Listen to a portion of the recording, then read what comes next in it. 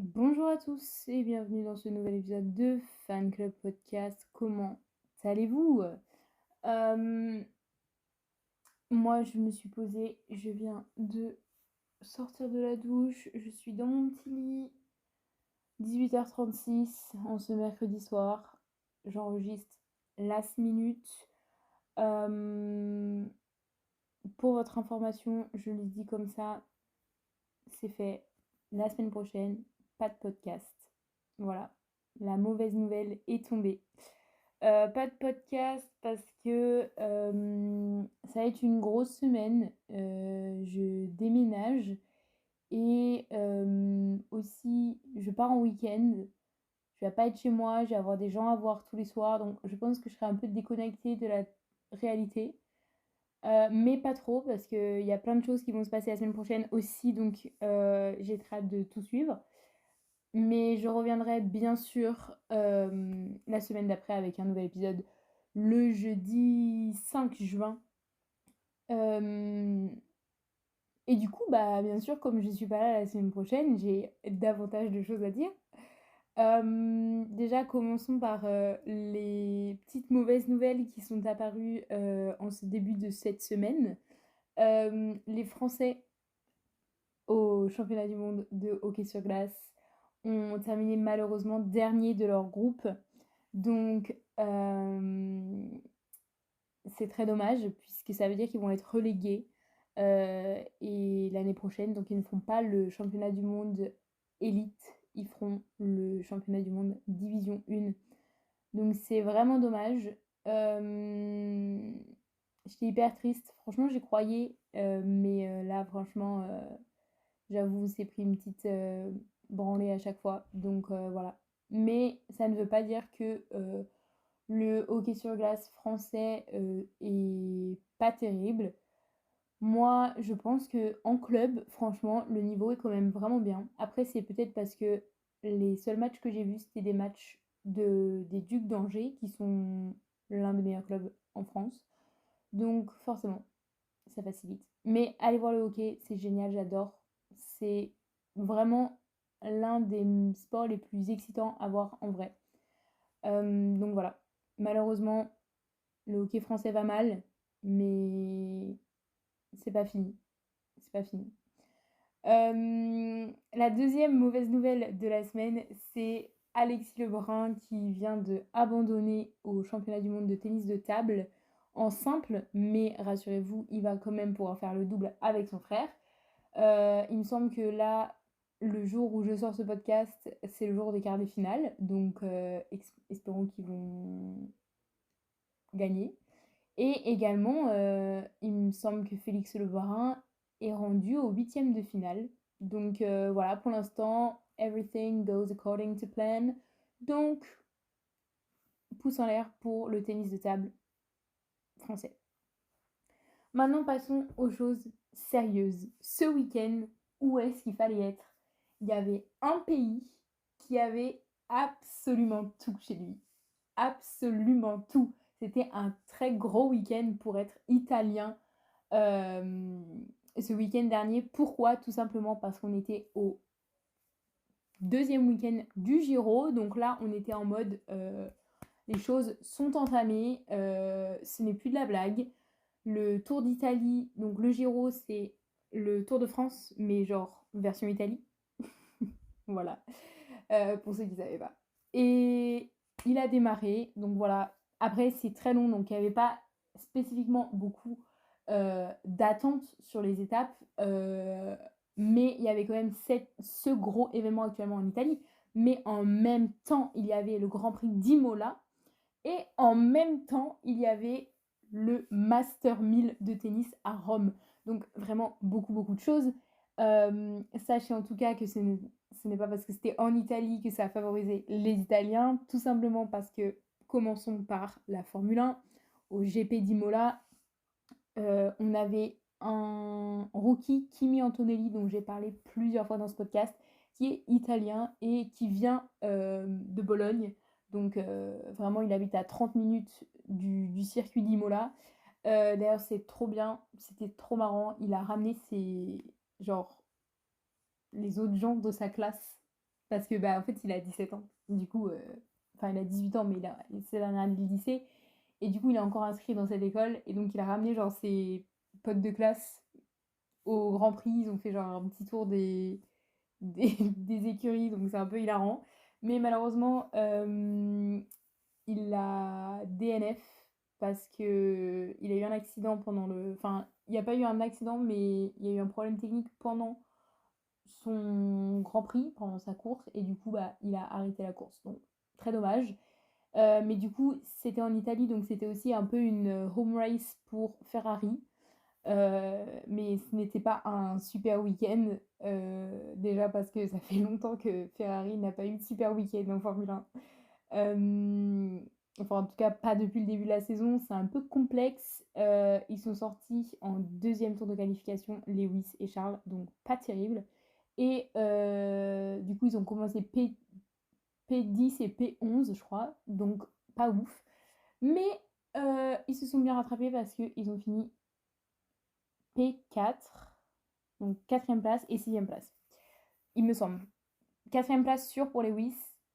Charles, je sais plus s'il est sixième, mais je crois qu'il est sixième.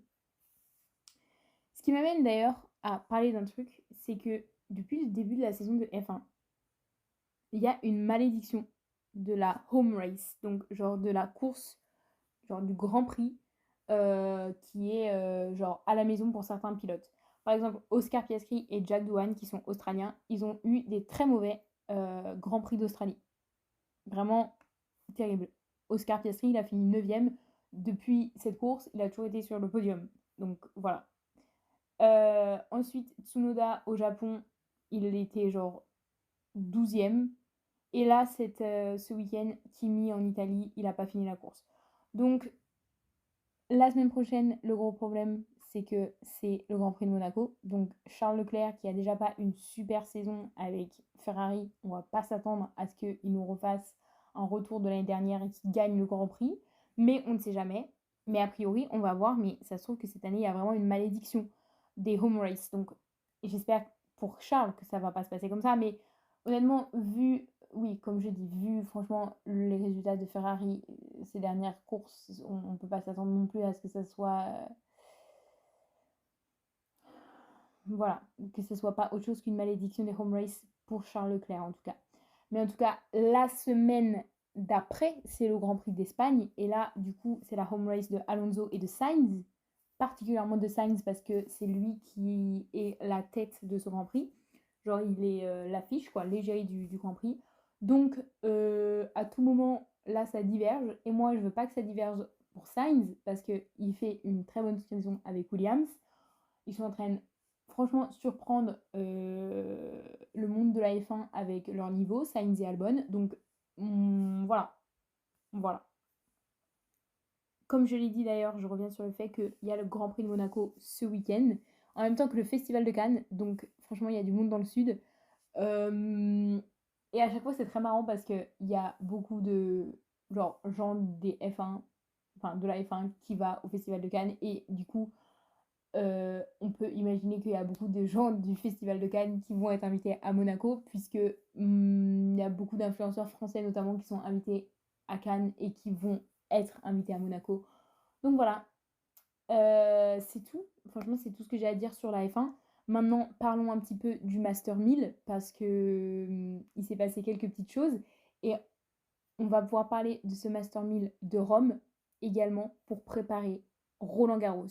Et oui, les qualifications pour Roland Garros ont commencé cette semaine, donc vous avez peut-être vu passer des informations sur des Français qui venaient de passer les tours de qualification.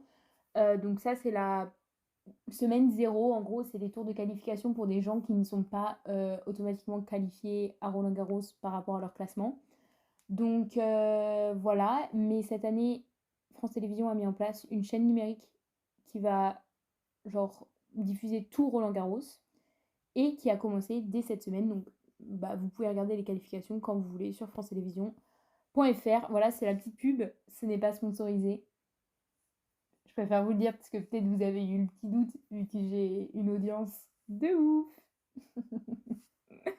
C'est pas la quantité, c'est la qualité. Bref, donc je voulais faire un point Roland Garros avec vous, lancer le jingle Roland Garros. Whoa, oh, oh, da-da-dum, ba-da-ba-ou. Ok, j'ai pas les moyens de faire un jingle à chaque fois qu'il y a des événements, donc on utilise le même que d'habitude. Mais en tout cas, on commence sur le fait que Sinner is back. Comme on en avait parlé au tout début de l'année, dans des épisodes précédents, Yannick Sinner a été banni, suspendu pendant 3 mois. Donc, il est revenu il y a 2 semaines, au début du Master 1000 de Rome, son tournoi chez lui, parce que vu qu'il est du coup italien, il est revenu, le gars il arrive, il met des 2 sets, parce que les Master 1000 ça se joue en 2 sets et pas en 3 sets comme les grands chelems, mais il gagne du coup 2-7-0 tous ses matchs, dont un contre Casper Ruud, qui est allé en finale du dernier Master 1000, donc celui qui était à Madrid, mais celui qui a gagné même le Master 1000 Madrid, il lui met 6-0, 6-1. Et ensuite, en demi-finale contre... Pourquoi j'ai oublié? J'ai regardé le match. Ah oui, contre Tommy Paul. Il a perdu son premier set 6-1, Sinner. Et ensuite, il a gagné genre... Je sais plus. Mais il a gagné ses 2 derniers sets. Donc, mental strength. Bon, après, il a perdu sa finale contre Alcaraz. Mais en tout cas, c'est assez effrayant. Parce que... comment ça? Ça fait 3 mois que t'as pas fait de tournoi. Et quand t'arrives, tu vas en finale. Et c'est pas genre un Challengers. C'est pas un tournoi 250. Là, c'est Master 1000. Donc, c'est quand même les tournois les plus grands après les grands chelems. Il détruit les gens, mais genre de manière assez violente. Donc, je pense que ça montre un grand talent de sa part, mais ça montre aussi que le niveau chez les hommes, c'est vraiment pas terrible. Parce que comment ça, il y a quand même le numéro 1 mondial qui part pendant 3 mois, et il y a personne qui prend sa place. Et quand il revient, bah, il est plus fort que tout le monde. Bah, enfin, vous voyez bien que ça n'a pas de sens. Genre, ça devrait pas être si facile. Donc, voilà. Également, Sinner, j'avoue que dans mon dernier podcast sur l'Open d'Australie, quand il avait gagné, j'étais grave, genre, anti-Sinner. Je sais pas, là, je l'aime bien. Il m'a plu pendant ce Master 1000. Il m'a plu. J'ai été choquée plusieurs fois par sa force mentale, parce que je comprends pas comment le gars, il s'est fait mener 6-1. 6-1. Est-ce que vous vous rendez compte? 6-1 en fait. Alors que le match d'avant, lui, il avait mis 6-1, 6-0. Et ensuite, il se fait prendre 6-1. Et ensuite, il gagne 2 sets d'affilée. Enfin, est-ce que vous vous rendez compte ou pas? Je l'ai beaucoup aimé. Franchement, je l'ai beaucoup aimé. Et également, ce que j'ai bien aimé de sa part, c'est que pendant son petit discours de défaite après le match, il a dit que il remerciait son frère qui n'était pas présent euh, pendant la finale, à l'inverse de toute sa famille, vu que c'était à Rome, et donc il y avait toute sa famille qui était là. Son frère n'était pas présent, puisqu'il était au Grand Prix d'Imola. Son frère s'est dit oui, tu joues une finale, et son grand retour au tennis, et c'est genre le Master 1000 de la maison, mais je préfère aller voir la Formule 1. Relatable. Vraiment relatable. Relatable.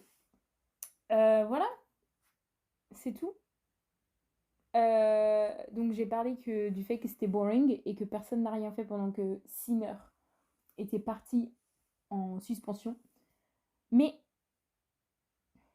il y en a 2 loustiques quand même qu'il va falloir regarder pendant ce Roland Garros. Jack Draper, dont j'ai parlé la semaine dernière, notamment pas pour ses compétences tennistiques, oula, j'ai bugué, tennistiques, mais bien pour ses compétences qui a tout à voir avec son looks. Mais en plus plus d'être beau, il est très très fort en tennis. Draper, il était en finale à Madrid. Maintenant, il est 5e au classement ATP. Donc là, il remonte, les gars. Il est très fort sur terre battue. Il est parti en quart ou en demi-finale au Master 1000 de Rome. Il s'est fait dégager par Carlos Alcaraz. Franchement, c'était pas son jour parce que sinon, il a vraiment produit du très beau jeu. Moi, j'étais agréablement surprise de lui parce que la dernière fois que je l'avais vu jouer, c'était à l'Open d'Australie et bah, il était OK, quoi. Et là, franchement, cette saison, il fait du bon boulot sur terre battue, très bonne saison. Donc voilà. Et la deuxième personne qui a pu profiter un peu du départ de Sinner, c'est Ruud, Casper Ruud. Donc lui, il a gagné le Master 1000 Madrid. Euh, et franchement, bah, il est pareil, il a fait une saison de terre battue assez solide. Il a profité de l'absence de Sinner pour voilà, se faufiler dans des demi-finales, dans des finales et voire gagner. Donc ça, c'est, voilà, good points. Donc pour l'instant, dans les gens à watch, on a Draper, Rude, Sinner. Mais bon, je pense que Sinner, c'est genre, tout le monde est au courant qu'il faut le regarder, donc je le compte pas. Draper et Rude. J'en ai 4 autres que je pense qui sont particulièrement forts en terre battue et particulièrement forts cette saison et qui sont parfois sous-estimés par nous, enfin par les gens qui regardent du tennis et aussi parce que je pense que comme on n'entend pas parler d'eux, genre vous avez sans doute pas entendu parler d'eux dans les dernières éditions peut-être, donc voilà, mais je pense que cette année ils vont être dans les best, genre dans les à partir de huitièmes de finale, ils vont aller dans la deuxième quinzaine. Premier, c'est Urcax. Urcax. Je suis pas sûre de comment ça s'écrit, enfin comment ça se prononce. Mais pour moi, c'est une étoile montante du tennis. Il déstabilise très fort les gens. Et il a été bien placé, il est allé très loin dans les Master 1000, dans les ATP 500. Donc voilà, et surtout, il est particulièrement fort en terre battue. L'année dernière, je me souviens, à Roland-Garros, il avait aussi produit du beau jeu. Donc voilà, je pense que cette année, il va être encore plus fort. Et je pense que c'est le genre de personne à surprendre les grands. Parce qu'en fait, il est bien classé, il me semble. Mais vous voyez, je pense qu'il n'est pas top 10. Ou bien il est bas top 10. Du coup, nous, en tant que personne, quand on voit ce gars, on est en mode waouh, c'est un nobody. Mais ce nobody, il peut battre des top 5, voire des top 3. Donc, voilà. La deuxième personne qui est exactement pareil, c'est Arthur Fils. Mais Arthur Fils, je pense que vous le connaissez, puisque c'est un Français. Et vous le savez parce que presque tous les tennisman français ont un nom de famille en rapport avec la famille. Ok, c'est that joke, mais enfin, genre, Gaël Monfils, Arthur Tsonga. Oula, qu'est-ce que j'ai raconté Joe Wilfried Tsonga et Gaël Monfils. Et Arthur Fils maintenant. Et lui, je l'adore. J'adore sa personnalité. J'adore sa mentalité. Et j'adore comment il joue. Donc, c'est un 10 sur 10. Et moi, je pense qu'il peut aller loin.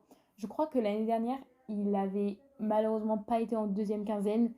Et on n'avait pas entendu beaucoup parler de lui parce que c'était pas le meilleur français en fait. Le meilleur français, c'était Moutet. Donc, voilà. Mais je suis pas sûre que Moutet fasse quelque chose cette année. Après, l'année dernière, de base, on pensait pas qu'il allait faire quelque chose non plus parce que c'est un peu genre une surprise. C'est un peu the underdog. Donc voilà, Arthur, Fils et Urcax qui sont pour moi sous-cotés et qu'il va falloir regarder les matchs. On a aussi Musetti. Musetti. C'est un Italien. Et lui, je pense que Musetti, il y a aussi Berrettini. Les Italiens, ils sont très forts. Mais ben, notamment Musetti et Berrettini, ils sont assez sous-cotés par le reste du tennis parce qu'ils sont dans l'ombre de Sinner, ce qui est bah, voilà, en vrai pas choquant parce que voilà. Mais ce sont des très très bons joueurs et Musetti, il a fait une saison terre battue de baiser, pardon pour le vocabulaire, mais c'est ouf. Et franchement, il s'en sort vraiment, vraiment très, très bien. Genre, il est très, très fort cette année. Donc, je pense qu'il va aller aussi assez loin à Roland-Garros. On a également Deminor, qui est le petit Australien. Lui, en fait, honnêtement, Deminor, il est assez fort en terre battue depuis très longtemps. Il est dans le top 10 depuis très longtemps. Il fait pas. Enfin, genre, à chaque fois, il va genre en huitième. Allez, il va en huitième, il va en quart. Voilà. Donc, on peut s'attendre à le voir quand même faire des petites choses. Moi, je pense qu'il est assez stable, mais il peut y avoir une petite surprise. Il me semble que l'année dernière, il est allé en finale. Est-ce que c'était pas lui qui était allé en, pas en finale, en demi-finale parce que Djoko avait genre abandonné. Et du coup, il avait joué contre Zverev. Ou bien je me trompe totalement. J'ai un peu la flemme de faire une recherche, donc voilà. Genre, sachez que, genre, voilà, c'est peut-être faux ce que je viens de dire. Donc, ça, c'est un peu pour moi les 6, donc Draper, Rude, Urcax, Fils, Musetti, Deminor. C'est un peu les 6 que peut-être vous ne connaissez pas et que vous allez pouvoir regarder des matchs de à Roland-Garros, en tout cas que je vous conseille. Ensuite, il y a 4 personnes que je vais également regarder et que je vais root for, même s'ils sont pas hyper favoris parce que soit ils sont pas non plus hyper forts, soit la terre battue, c'est pas connu pour leur talent pendant cette saison en tout cas. Donc je m'attends pas à ce qu'ils fassent des résultats, mais moi je les adore, donc je vais quand même les citer. Medvedev, Medvedev, c'est sûr vous le connaissez, Medvedev, peut-être vous le détestez, moi je l'adore pour la plus grande raison que c'est le biggest hater de Zverev. Donc en fait, genre, si on a le même ennemi, enfin l'ennemi de mon ennemi est mon ami, genre, vous avez compris. Donc Medvedev, je l'adore. Il est tout le temps là en train de recal Zverev. Il célèbre les défaites de Zverev comme s'il gagnait. Donc j'adore, j'adore, j'adore, cœur sur lui. Également, j'en ai parlé dans mon dernier podcast, Rune, mais ça n'a aucun rapport avec ses talents de tennis et tout rapport avec le fait qu'il est très agréable à regarder. Et ensuite, mes deux American Boy Shelton, que je vais suivre. Parce que, en fait, Shelton à Roland Garros, ce gars, il a tout le temps un peu une rookie experience. Genre, c'est un peu. Pas rookie, rookie. Mais des fois, il va hyper loin et des fois, il est en mode dégagé en 16e de finale, quoi. Du coup, je pense pas que on peut compter sur lui pour être là, mais il peut y avoir une bonne surprise de sa part. Et le deuxième américain, c'est Taylor Fritz. Donc, moi, j'adore Taylor Fritz. Euh, mais malheureusement, il n'est pas famous pour ses talents de terre battue. Donc, je ne m'attends pas à ce qu'il aille hyper loin. Mais ça me ferait plaisir que, voilà, il y arrive en tout cas. Et je vais finir dans cette petite prépa Roland Garros avec les 3 autres parce que j'ai parlé de Sinner, donc je suis obligée de parler des 3 autres personnes qui peuvent être en finale. Djokovic, bien sûr, mais Djokovic, sachez qu'il a eu une très mauvaise saison pour l'instant, notamment une saison de terre battue, puisqu'il s'est fait dégager au deuxième tour à Monte-Carlo et à Madrid, et il était blessé, donc il n'a pas fait le Master 1000 de Rome. Zverev également, Zverev qui est donc passé à la 3e place du classement ATP la semaine dernière. Il s'est fait éjecter au 3e tour à Madrid, au 2e tour à Monte-Carlo, et il a quand même réussi à aller jusqu'en quart à Rome. Franchement, ce gars, il aurait pu prendre la première place de Sinner pendant qu'il était parti, mais c'est ouf cette incapacité qu'il a de gagner quand il doit gagner. C'est vraiment le roi de je vais en finale de Grand Chelem, mais je les gagne pas. Je suis deuxième mondial et le premier est suspendu, mais je prends pas sa place. Enfin, genre, il avait l'occasion d'être premier et il l'a pas prise, genre. Il est. Enfin. Que se passe-t-il? Mais après, je dis ça, ça m'arrange. Parce que comme vous le savez, Zverev, il devrait pas être là en fait. Il devrait être in jail. Après, sachez aussi que Zverev, par rapport à l'année dernière, où il est allé en finale et qu'il a perdu contre Alcaraz, il n'a pas de procès à Berlin. Donc de quoi vont parler les commentateurs pendant ces matchs? Sans doute du fait qu'il soit diabétique. Puisque cette année, il n'a pas de procès à Berlin. Et le dernier est celui qui est sans doute le plus grand favori pour ce tournoi. On a commencé avec Sinner, donc on finit avec Alcaraz. Il a gagné cette saison en terre battue le Master 1000 Monte Carlo. Il était blessé à Madrid, donc il n'a pas fait. Et ensuite, il a gagné celui de Rome. Donc vraiment, Alcaraz, roi de la terre battue en ce moment. Et grâce à ces 2 victoires, du coup, lui, il est passé devant Zverev et il est actuellement 2e au classement. Et ça veut dire beaucoup de choses. Parce que vous savez sans doute comment sont faits les brackets en tournoi. En fait, le numéro 1 et le numéro 2 sont dans des brackets différentes. De sorte que s'ils doivent s'affronter, ils se raffronteront en finale. Et ensuite, ça genre se rapproche comme ça, quoi. Vous voyez ce que je veux dire? Donc, on peut s'attendre maintenant, c'est tout à fait possible d'avoir une finale Sinner-Alcaraz, ce qu'on n'a pas eu l'année dernière parce que l'année dernière, le premier c'était Sinner et le deuxième c'était Zverev. Et le troisième c'était Alcaraz et le quatrième c'était Djokovic. Donc voilà. C'est tout pour les gars, mais ne partez pas si vite puisque les filles c'est tout aussi intéressant. Whoa, oh, oh, da-da-dum, ba-da-bow. Hey, oh. D'abord, je vais commencer par le GOAT. S'il n'y a aucun Italien qui a gagné ce week-end, il y a bien une Italienne qui a été reine d'Italie, en fait, finalement. C'est Paolini. Paolini, ma vie, en fait. Je l'adore. C'est le GOAT. C'est le GOAT. Elle est allée en finale de Roland-Garros l'année dernière. Et elle a gagné en finale de Roland-Garros double l'année dernière. Donc elle avait 2 finales. Malheureusement, comme vous le savez, à Roland-Garros, elle a gagné le double, mais pas le simple, comme je viens de le dire. Mais par contre, à ce Master 1000, elle était à ce Master 1000 Rome, et elle est italienne, ok? Elle était en finale simple et double, elle a gagné les deux.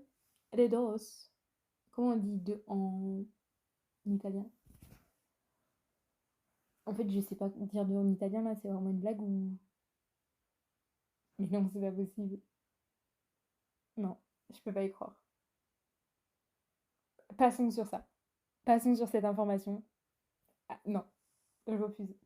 Voilà, en tout cas, Paolini, GOAT, je l'adore. Trop forte. Trop forte, en fait.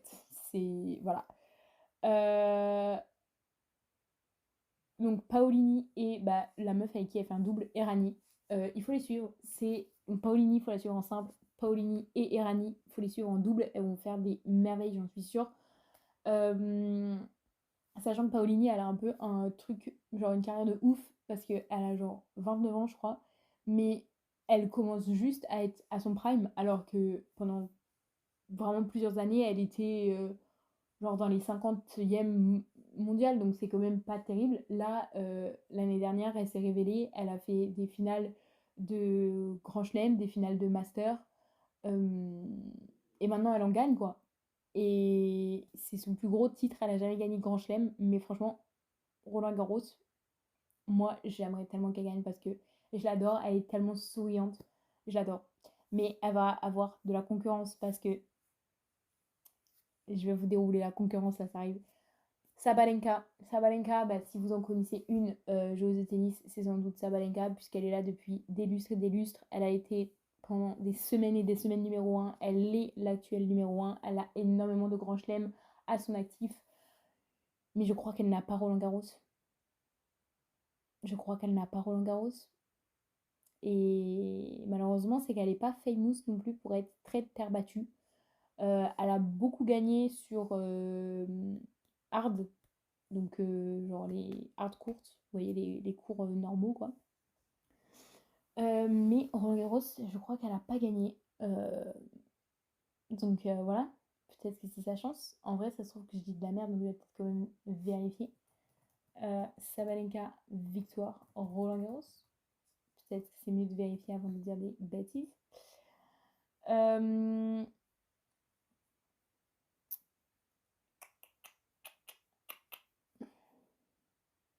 Wesh, elle a fait 20 finales, elle en a perdu 17. C'est ouf. Parcours en Grand Chelem. Non, elle a gagné que l'Open d'Australie et l'US Open, donc comme j'ai dit.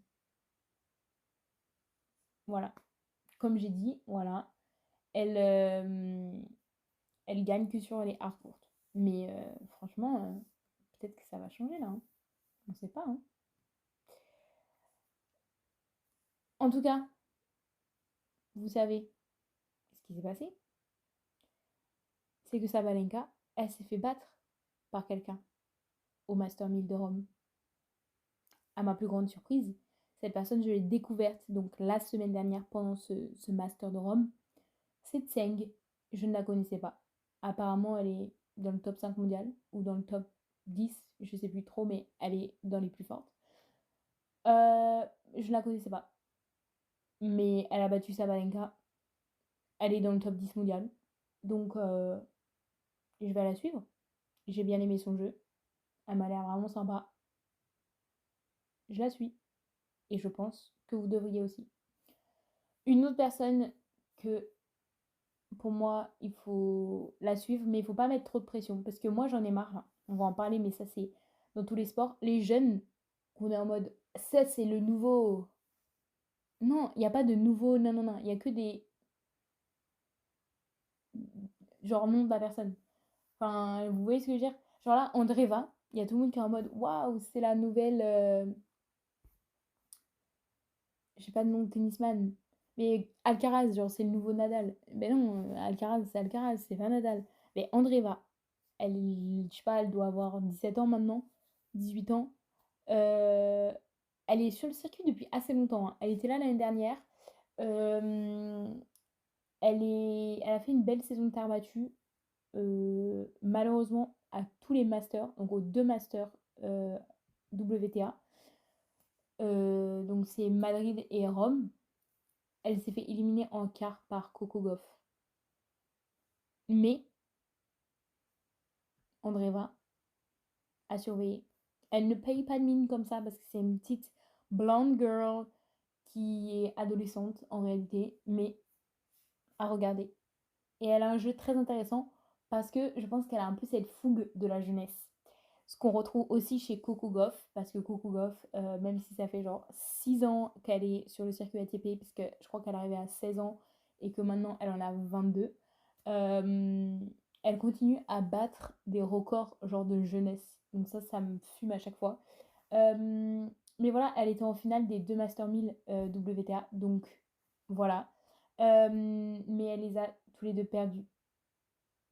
Donc elle a perdu celui de Madrid contre Sabalenka et elle a perdu celui de Rome contre Paolini.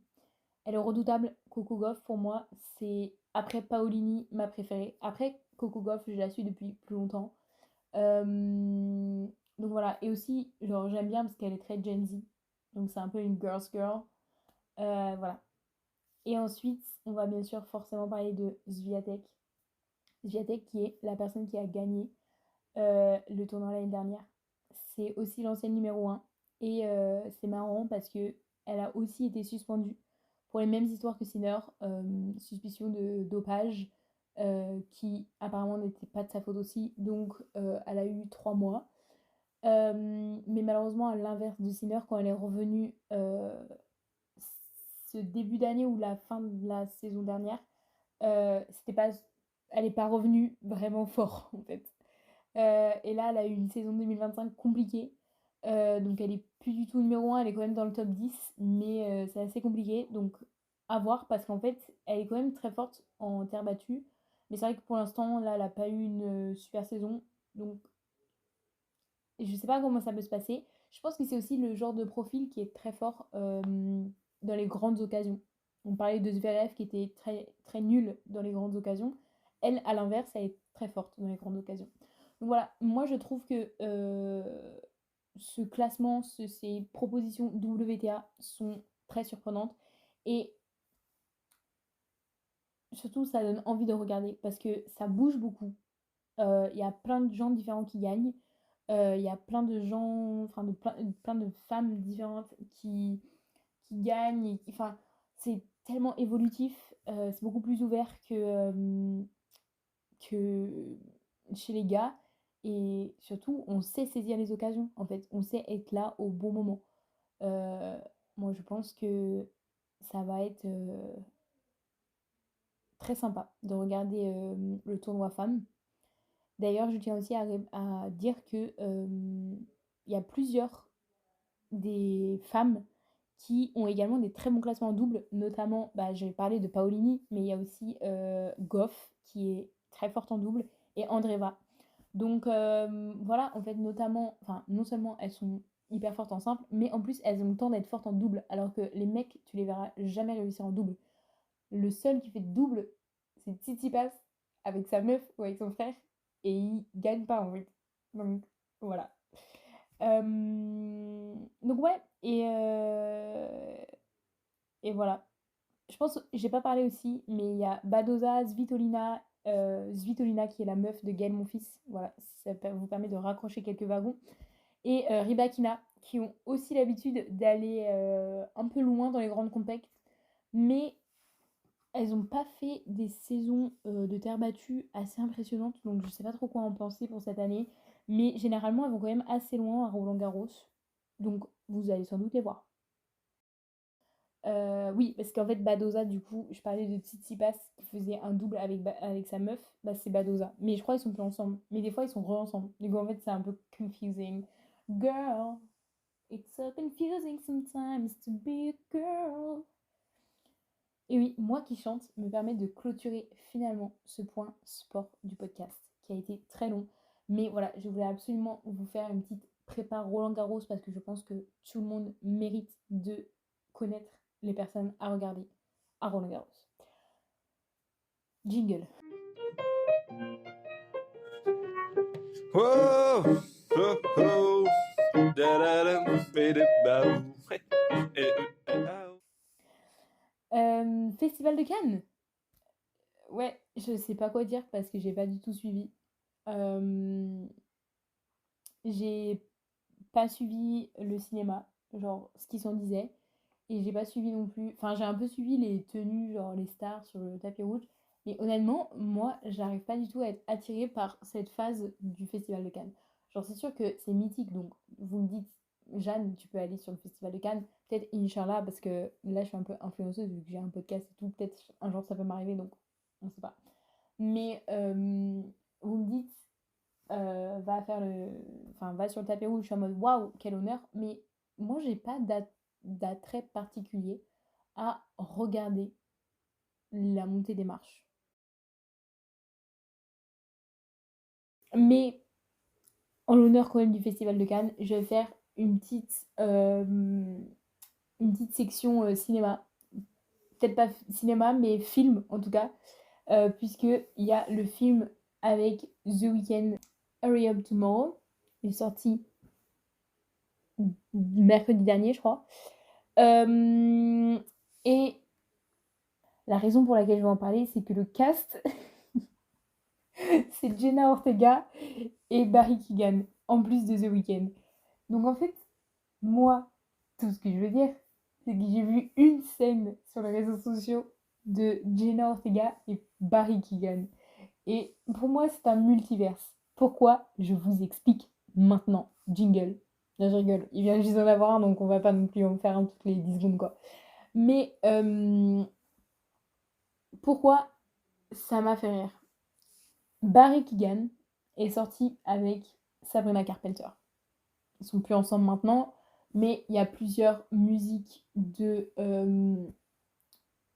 son album qui font référence à Barry Keoghan, mais aussi beaucoup font référence à Shawn Mendes. Et avec ce petit triangle amoureux qu'il y a eu entre Shawn Mendes, Sabrina Carpenter et Camila Cabello. Et là, vous me dites, ok, je vois pas le rapport. Je vais vous dire le rapport tout de suite. il y a une musique qui s'appelle Taste. Attendez.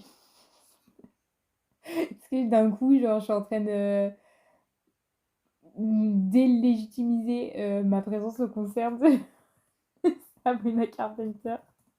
Attendez, je fais des quick research parce que... Quick research, mais je me prends pour qui là? Ouais, voilà. Et non, mais en fait, je suis trop forte, j'avais pas besoin de vérifier. Taste. Elle a sorti une musique qui s'appelle Taste. Dedans, elle dit que, genre, c'est une musique où elle parle à Camila Cabello. Et elle dit, genre, bah là, tu l'as récupéré, mais sache que avant j'étais là, genre. Donc, quand tu, genre, l'embrasses, c'est comme si tu m'embrassais moi. Et dans son clip, elle a pris un mec et elle a pris Jenna Ortega pour représenter Camila Cabello. Sauf que, il se trouve que cette chanson qui était à propos de Shawn Mendes et Camila Cabello est maintenant aussi transférable sur son ancienne relation avec Barry Keoghan parce qu'il l'a aussi trompée. Donc en fait, on peut interpréter désormais ce clip comme une représentation à la fois de Sabrina Carpenter, Shawn Mendes, Camila Cabello, mais aussi de Sabrina Carpenter, Barry Keoghan et l'autre meuf avec qui il l'a trompé. Et donc quand je vois Jenna Ortega s'amuser avec Barry Keoghan, c'est marrant. C'est marrant parce que sans doute que quand ils ont filmé ce film,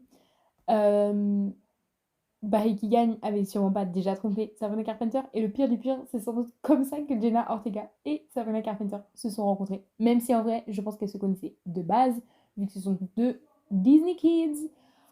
Voilà. Donc, Full Circle Moment, j'ai adoré. C'était tout sur mon moment cinéma. Maintenant, moment musique, mais tout aussi croustillant, puisque nous allons parler de Taylor Swift et de la sortie potentielle de Reputation Taylor's Version.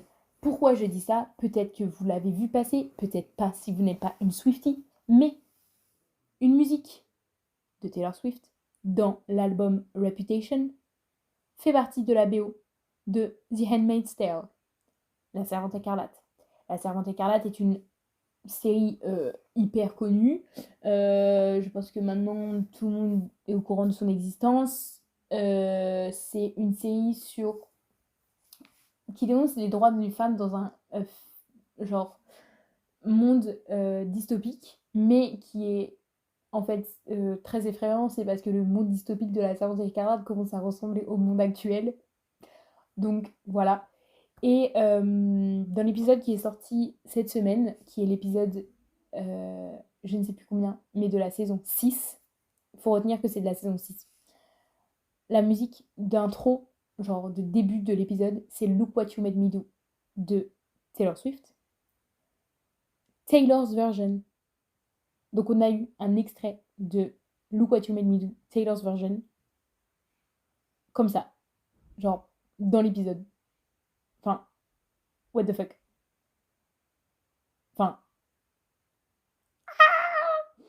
Reputation, c'est l'un des deux albums qui n'est toujours pas sorti. Ça fait 2 ans qu'elle n'a pas sorti l'un de ses...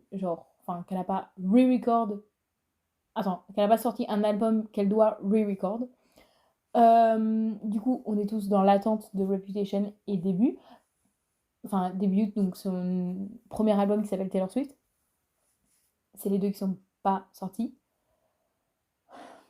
Et ce n'est pas une coïncidence parce que à la fin, ce qui lui reste, c'est son nom et sa réputation. Du coup, bien sûr que les 2 albums qu'elle sort en dernier, c'est Taylor Swift et Reputation. Elle est trop genius. Bref. Réputation, tout le monde pense que c'est le prochain qui va sortir. Ça, c'est des idées, des rumeurs qui courent depuis le début. Genre, le prochain, c'est Réputation et le dernier, ça sera Taylor Swift. Et en fait, du coup, tout le monde se demande quand est-ce qu'il sort. Genre, tous les jours, il y a Reputation at midnight. Ça sort. Alors que non. Mais là, du coup, on a quelque chose de concret puisqu'on a une musique dans un épisode. Et donc, on peut se demander, ok, ça va... Enfin, on peut se dire et conclure que ça va bientôt sortir. Parce que ça veut dire qu'elle elle a déjà enregistré une nouvelle musique. Et donc là, on arrive bien sûr à la théorie. Qu'est-ce qui se passe?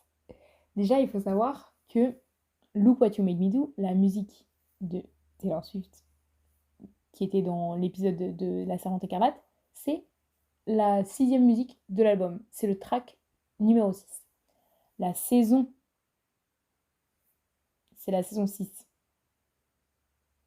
Je sais plus l'épisode, mais j'ai vu épisode 6, mais moi je crois pas parce que je crois que c'est plus avancé. Donc je vais pas dire que c'est épisode 6, ça se trouve c'est épisode 6 et ça rajoute un argument, mais je crois pas que c'était saison 6, épisode 6. Donc c'est la musique numéro 6, et là c'est dans la saison numéro 6. Vous savez quand est-ce que tombe le 6 juin? Un vendredi. Et le vendredi c'est le jour où sort des musiques. Donc ça veut dire que potentiellement elle peut sortir quelque chose le 6 juin. Potentiellement un album. Et vous savez ce qui se passe aussi le 26 mai? Les American Music Awards. Et vous savez quand est-ce que sont les 26...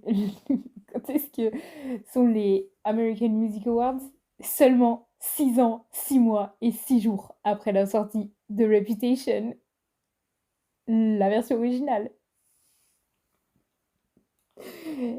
Reputation, qui est donc un album basé sur sa badass attitude, c'est un peu son alter ego badass, démon. Et il n'y a que des chiffres 6.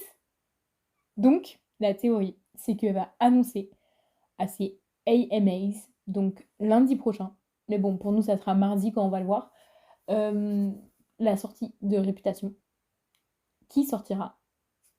J'ai dit Réputation, mais genre, ça va pas quoi, Reputation, Taylor's version, et elle va annoncer sa sortie pour le 6 juin. Est-ce que vous pensez que c'est complètement farfelu? Oui. Mais c'était un extrait de ce qui se passe dans la tête d'une Swiftie. Sachez que moi, je ne considérerai jamais que je suis une vraie Swiftie, tout simplement parce que je ne fais pas ce genre de théorie. Par contre, j'adore quand les vrais Swifties en font, parce que moi je suis en mode that's the shit.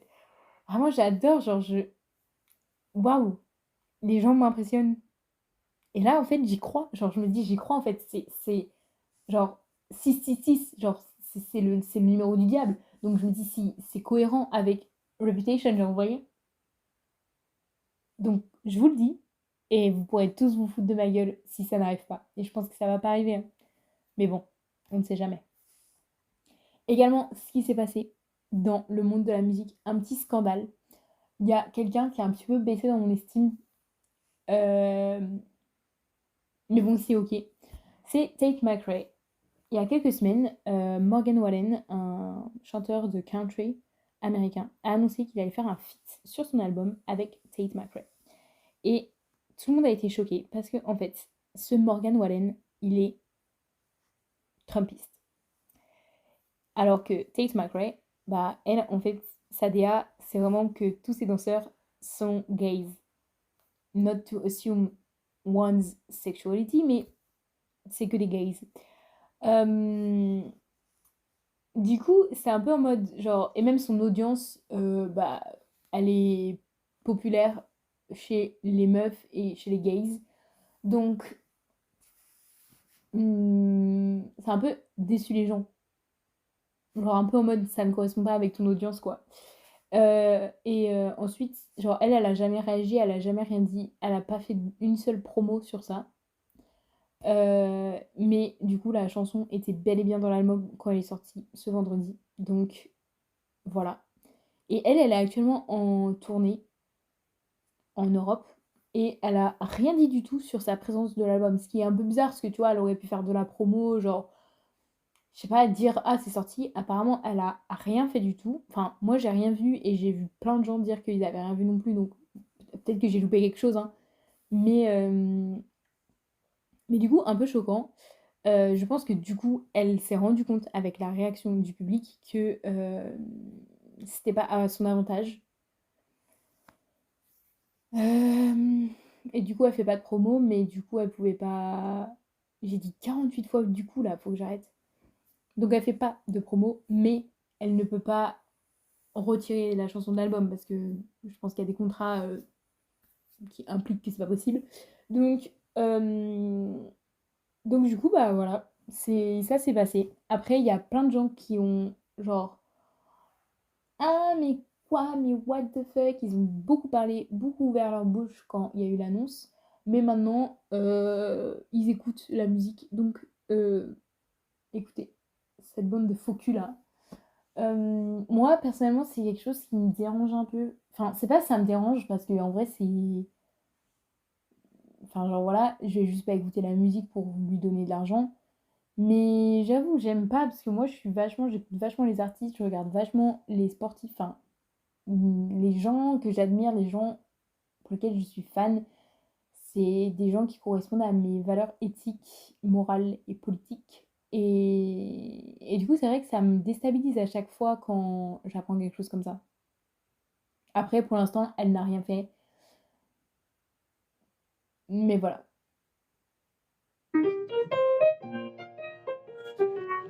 Whoa, oh, oh, da-da-dum, bidi-bam. Hey, oh. Sinon, bah, parlons des sorties. Sorties. La semaine dernière, je n'en ai pas parlé, mais il y a eu l'album de Damiano David qui est sorti le 16 mai.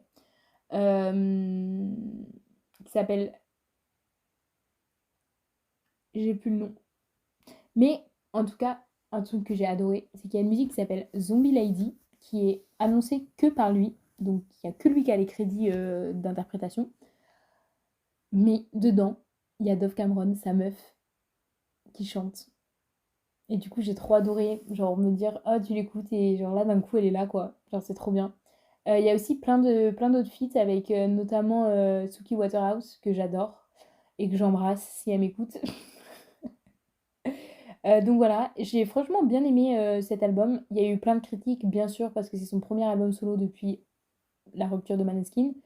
Mais personnellement, moi j'aime bien. Je trouve que c'est quand même de la pop un peu rock. Et ça m'énerve parce que bien sûr tout le monde est en train de critiquer parce qu'il s'éloigne du style de Maneskin. Mais moi ça me saoule là. En fait quand les groupes ils se séparent et après ça hait sur les gens parce qu'ils font un peu différemment que genre ils ont pas le même style de musique, ils ont pas la même manière de travailler que quand ils étaient en groupe. Il faut comprendre que quand des artistes sont dans un groupe, ils sont des individus à part, avec des opinions différentes, mais que comme ils sont en groupe, ils doivent se rejoindre et convenir d'un consensus, convenir d'une direction artistique, d'une identité commune, qui ne correspond pas forcément avec leur identité propre et leur identité d'artiste individuel. Donc, ça m'énerve quand à chaque fois les gens ils critiquent ça. Voilà, c'était le coup de gueule. Sinon, aujourd'hui, et depuis 1 heure et demie, mais sachez que je ne l'ai toujours pas écouté, il y a Leave Me Alone de René Rapp qui est sorti. J'ai tellement hâte de l'écouter. René Rapp, je l'adore, c'est mon idole. Euh, je l'adore. Et c'est un peu genre genre ça va être apparemment sa sexiest et horniest musique. Et elle est gay, elle est lesbienne. Et cette année, il y a aussi le retour de Girl in Red, qui est connue pour ses chansons déprimantes. Et Girl in Red a annoncé qu'elle allait faire sa saddest song ever, qu'elle allait bientôt sortir. Donc je vous le dis, René Rapp qui sort un album, Girl in Red qui recommence à sortir des sons, It's Lesbian Summer. Voilà, c'est dit. Et j'ai très hâte d'écouter leur musique parce que j'adore les deux. Voilà, c'est tout.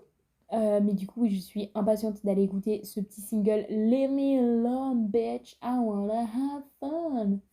Parce qu'elle a mis un petit extrait sur TikTok, donc je connais un petit peu le refrain, vous voyez. Et finalement, je vais finir cet épisode avec une reco musique qui n'est pas une reco parce que tout le monde le connaît et qu'il est genre dans le top chart mondial. Mais Somber, celui qui chante Undressed et Back to Being Friends ou Back to Friends là, je l'adore. Et j'adore ces musiques parce qu'en fait, moi j'adore les musiques comme ça, genre que tu cries dans la voiture avec ton mascara qui coule. Ça, C'est pas des musiques, genre, vous voyez, il y a les musiques où tu pleures parce qu'elles sont tristes. Là, c'est des musiques de tristesse et de rage. Genre, je me sens incompris et ça m'énerve, genre. Mais je suis tellement triste inside of me. Moi, j'adore ces musiques. Et lui, il fait ce type de musique à la perfection. Et également, vous savez ce que j'adore, c'est que j'ai adoré Role Model parce qu'il avait une personnalité de ouf sur les réseaux sociaux et Somber, c'est pareil. Donc, bien sûr, on l'aime, on l'adore, je le kiffe. Je suis juste hyper triste parce que je l'ai découvert en même temps que tout le monde. Du coup, j'aurais kiffé être un peu en mode bah, comme rôle modèle, quoi, le connaître avant et le gatekeep. Et après, quand tout le monde, enfin, quand il est révélé au monde, je suis en mode slay. Mais non, du coup, ma Rocco, bah, c'est pas une Rocco parce que c'est sûr que vous le connaissez aussi. Allez, bon, bah, c'est tout ce que j'ai à vous dire. Je pense que cet épisode est extrêmement long et j'ai vraiment la flemme de le monter. Oh purée, 56 minutes. Oh là là là là là là.